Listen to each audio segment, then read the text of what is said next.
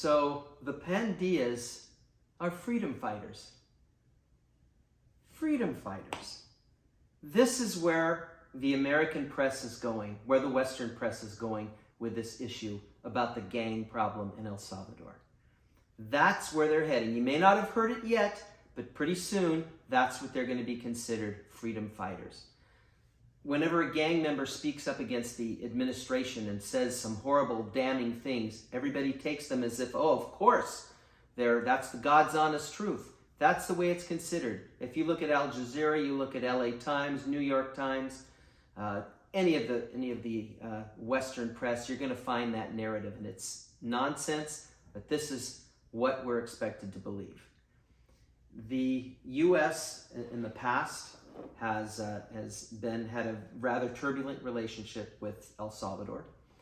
Just to go back, originally the U.S. was theoretically supporting groups of fighters with the intent of defeating communism throughout Latin America and South America. And of course, El Salvador during the 80s was one of these countries that they considered part of the domino theory. This domino theory started with the Vietnam War, well, before that, but that was really, really pushed on people. And so in their quest to eradicate communism, they killed Cardinal Romero and thousands of other innocent El Salvadors, or at least the U.S. was involved in this sort of tyranny. And of course, one of the ways that the United States has been able to create money or get money to these organizations is generally through participating somehow in the drug trade. This is certainly what we heard about with Oliver North during the Iran-Contra hearings, arms for hostages. It turned out that's how they were getting a lot of their money, because the U.S. did not want to, show that they were actually paying drug dealers or to try to keep it out of the way of the press as to how the funding was happening. So, of course, it was happening through drug money.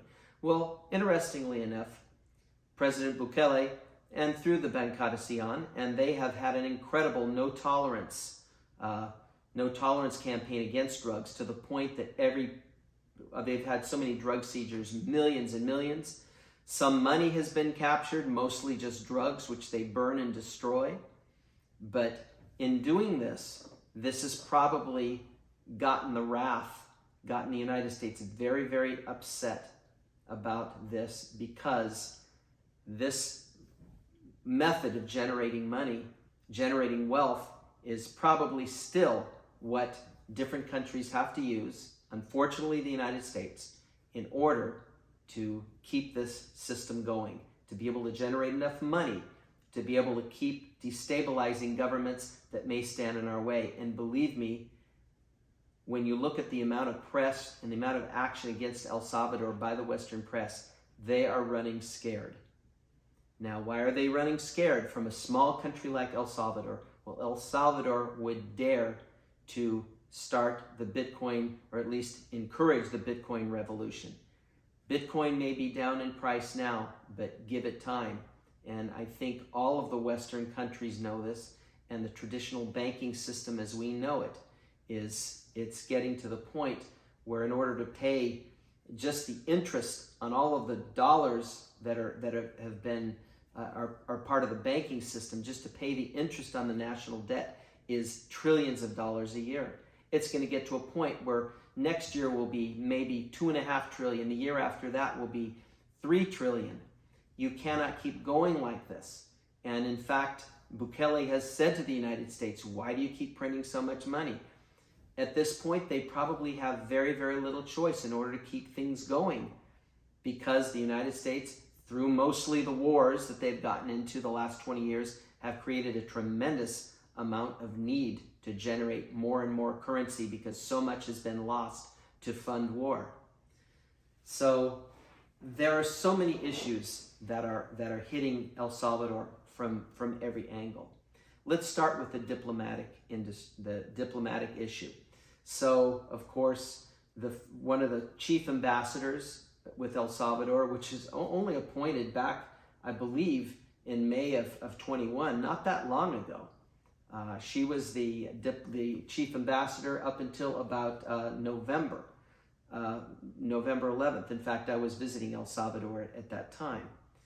And it was interesting because I had heard about Jean Manes actually was going over to members of the assembly and threatening them. This is how they do business. Telling them, do not vote for this law. And when any question of, well, tell me why I shouldn't vote for this law. Let's get together and we'll talk about it. It was no, there is no conversation. Do not vote for this law. This is the way the United States is. Well, apparently it didn't work so well in El Salvador because her ass, Jean Manes, was fired. She said she quit. Bullshit. She was fired because she failed to accomplish the mission that she was sent there for, which was to get rid of Bitcoin and a bunch of other various laws that they were getting in place in El Salvador, as they were allowed to as their own sovereign country. Then after that, we had an acting deputy chief of the mission, Elias Bauman. That didn't last that long. Then there's a William Duncan, was an ambassador nominee. That was just back in February. He is nominated. Nothing has happened with that. Brendon O'Brien from about January to May of 2022. Then now we have charge of affairs. This is interesting. Patrick H. Ventrall. He began being charge of affairs back in June 3, and then as of June 24th. That's a short stay. He, of course, claimed that the reason he was quitting, again, bullshit, he wasn't quitting, his ass was fired. Who wants to, that's a cushy job.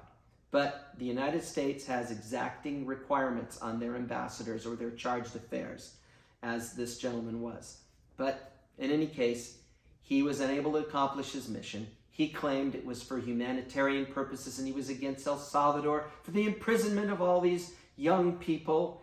And they don't mention the truth about what is really happening and how evil these Pandillas are. And now they're starting to be supported by the United States, and it is believed that a lot of the money that the United States has been sending to El Salvador, supposedly for humanitarian purposes, supposedly money for asylum seekers, money for the internally displaced persons, or, this is interesting, the vulnerable populations. And no doubt, the Pandillas, the gangs, the various members are going to be considered a vulnerable population because they are being persecuted.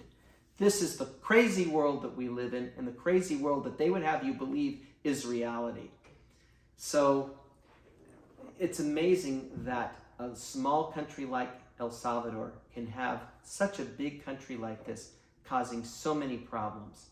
There was a small blurb about a couple of weeks ago when Milena Mayorga managed to come and say hello to Joe Biden. That made its rounds on Twitter. And Biden probably having absolutely no idea who she was. Probably his aides told him afterwards who she was, but gladly was very ingratiating to her. But this is about the best we're going to get between the United States and El Salvador, unfortunately. So one of the big reasons, I believe, of many reasons why the United States is against him, besides Bitcoin, through the Bitcoin, that gives them the reason to want to create all the problems.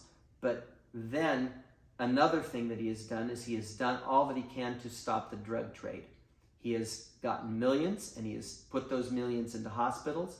The rest of the drugs, when it was just drugs without any money, they have been burned and destroyed. No doubt the United States is going to try to say that he's sponsoring drug trade. That's probably going to be part of their narrative going on, to say that, oh, he's betrayed the people. This is typical. This is the way the United States is with its disinformation campaign. They've done it before. It's even known in the press that they actually have a disinformation campaign that they feel is somehow helping them because it helps national security and has helped guaranteeing our freedom. How they could possibly say that is amazing, but that's the situation at hand. So we have drug trade, which of course has financed military operations in the area. Then, interestingly enough, we had a top magistrate who was among 4 people that is responsible for declaring elections. And he thought he was off the record when he started talking about a coup d'etat against Bukele. Now, you would think, well, those are just words, but the same day that he said that, 3 policemen were killed by gang members and literally lured there through some sort of a conspiracy. So there's no question that members of the FMLN and the arena parties are somehow able to infiltrate the police in order to be able to make them scared, to create a sense of tyranny and show them that the gangs are still in control of everything. Why? Because at least when the gangs were in power, the FMLN and arena parties had power. They had something. They had money. They had position. Now they don't have anything, and they'll do anything to get that back. It's sad. I wish it weren't the case, but it appears to be.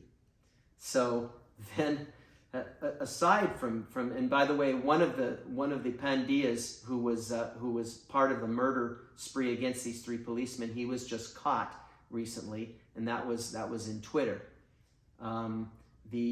Apparently the FBI, in conspiracy with the Western press, is trying to create a case against El Salvador. They specifically want to extradite certain gang members that are now imprisoned in El Salvador. They want to extradite them back to the United States. Now, mind you, the United States created these gangs in the first place, and these particular gang members were imprisoned in the United States, but after their imprisonment was finished, the United States just handed them back to El Salvador.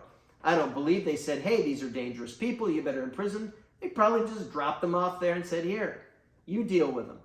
But now the United States claims, oh no, we want them back. We want those Pandillas back because there's other crimes that they've been accused of, and we want to be able to settle those issues too.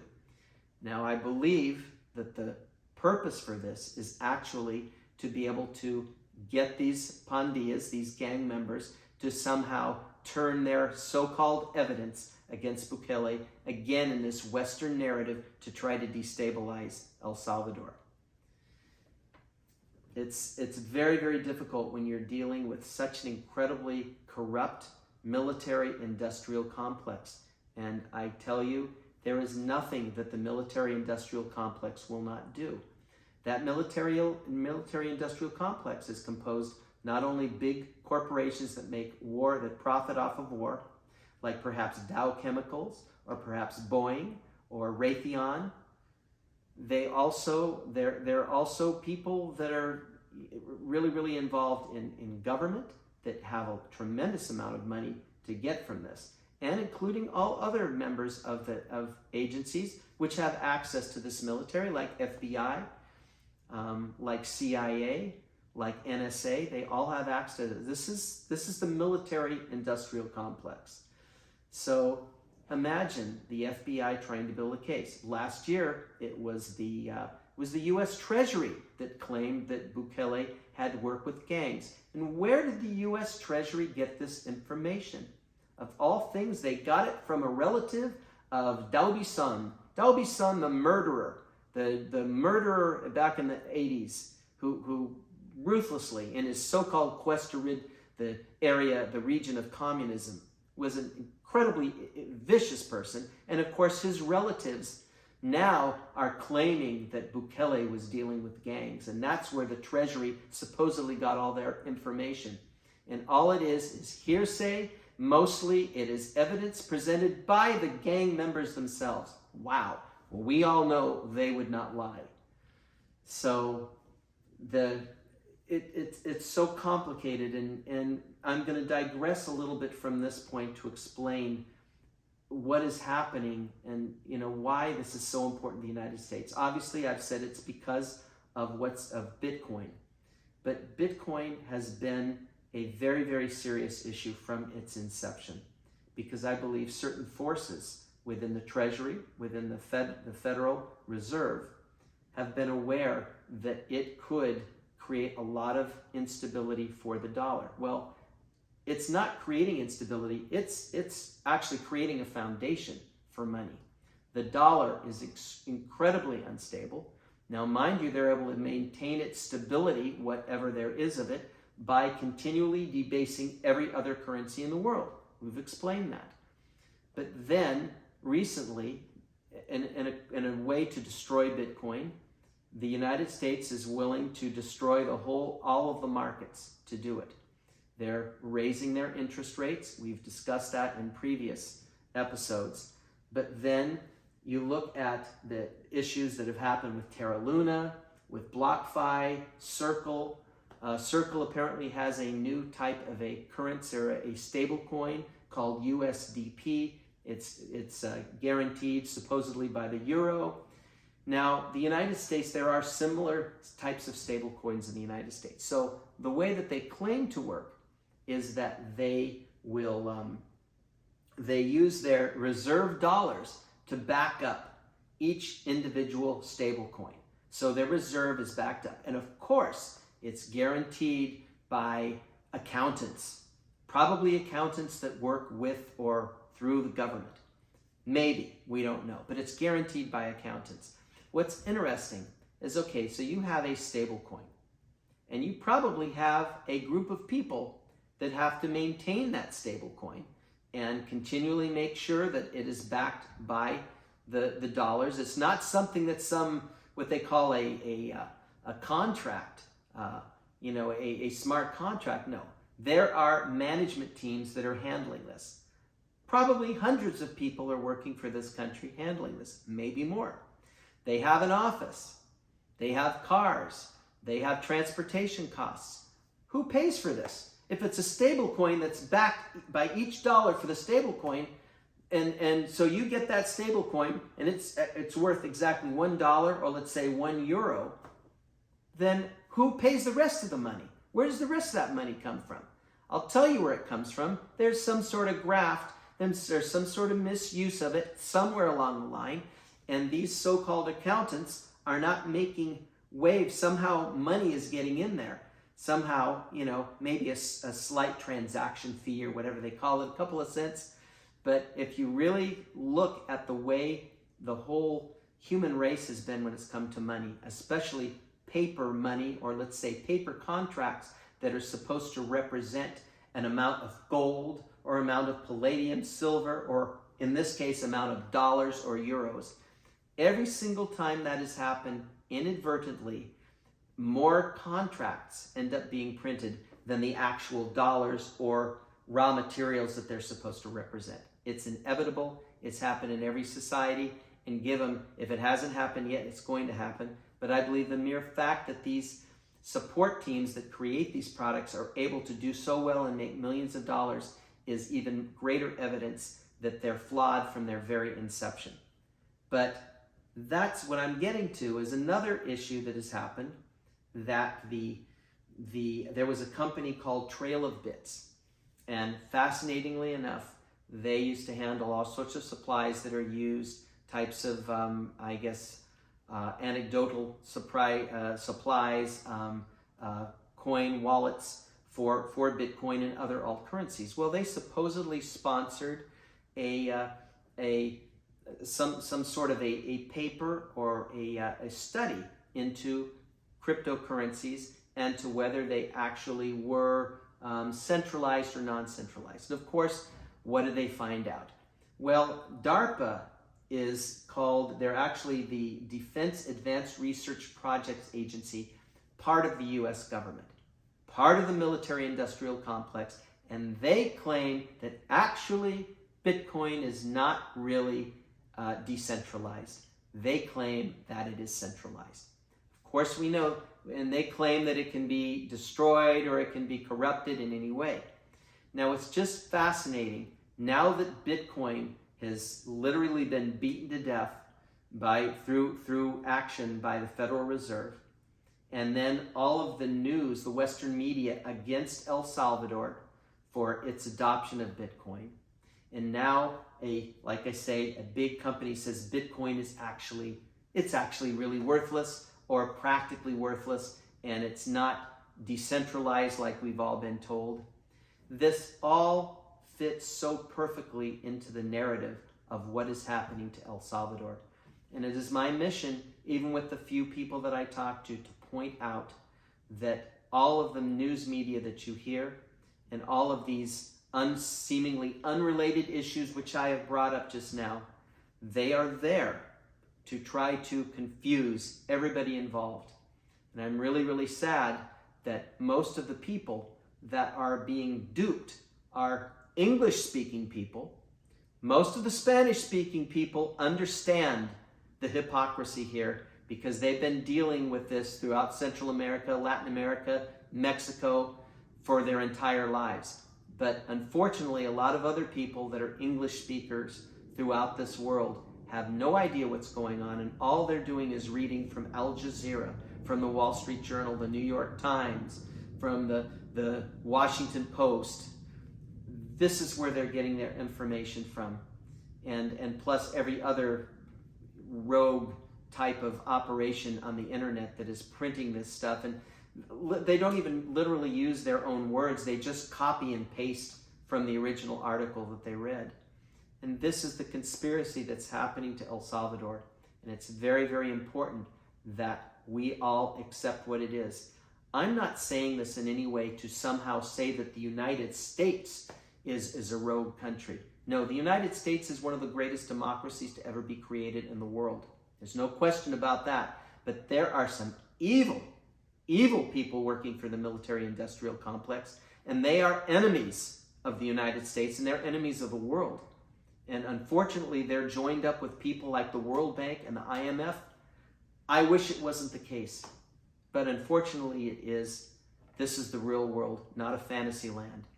And believe me, when you start to hear in the press that the Pandillas are freedom fighters, understand it for what it is: bullshit.